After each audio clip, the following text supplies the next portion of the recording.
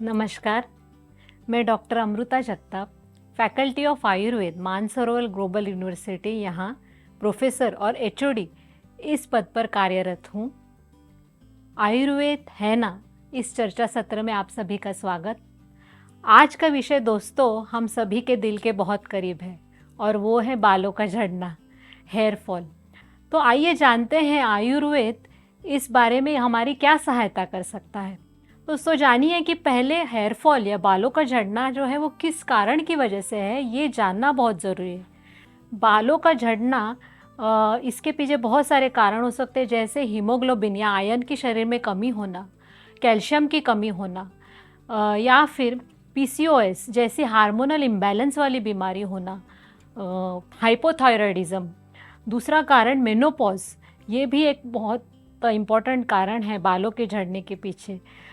ये तो physical reason हो गए, और जो मेंटल रीज़न है वो है मेंटल स्ट्रेस या साइकोलॉजिकल स्ट्रेस। किसी कारणवश अगर आपको मेंटल स्ट्रेस बहुत अत्यधिक मात्रा में है तो उसका परिणाम भी बालों पर होता है और हेयर फॉल होना शुरू होता है।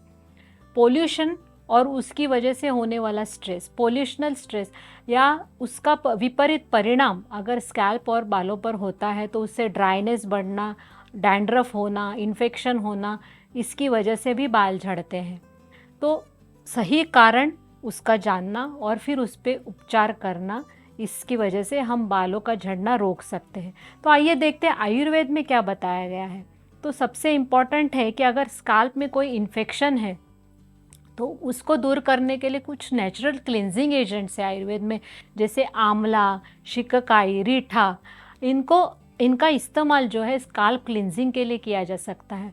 उसी तरह नरिशमेंट के लिए, स्काल्प का और बालों का पोषण करने के लिए आमल की, जपा या जास्वंदी, मक्का, इसका इस्तेमाल करके जो एक तेल बनाया जाता है, उससे अगर उसका एप्लीकेशन बालों के ऊपर या स्काल्प के ऊपर किया जाए तो उससे बालों का नरिशमेंट अच्छा और स्काल्प का नरिशमेंट अच्छा होता है। बालों की सफाई रखना, 2 से 3 बार बालों को धोना, और दूसरी बात यह है कि उसी के साथ इंटरनल मेडिकेशन, जैसे आयुर्वेद में बताया गया है चंद्रप्रभा वटी है, आरोग्यवर्धिनी वटी है, जटामासी घन वटी है, इनका इस्तेमाल भी बहुत फलदायी है बालों के आरोग्य के लिए।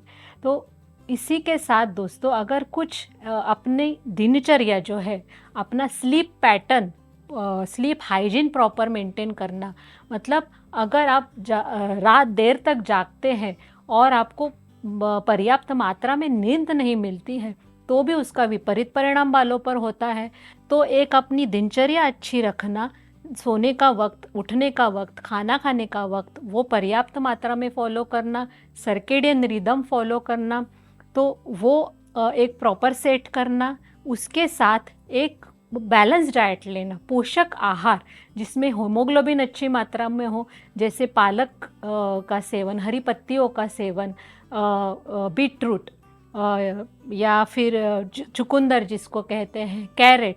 तो ऐसी चीज़ों का सेवन करने से ही आपका ये है डेट्स, या जिसको खजूर कहते हैं, काली मुनक्का है, इनसे आयरन मिलता है।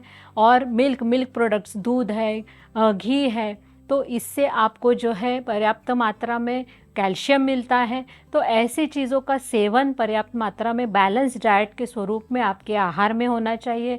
और किसी भी फॉर्म की एक एक्सरसाइज, सबसे इम्पॉर्टेंट, अगर आप योग करते हैं तो बहुत ही अच्छा वो कारगर होता है आपकी हेल्थ अच्छी रखने, स्वास्थ्य मेंटेन करना और बालों का भी स्वास्थ्य मेंटेन करने में।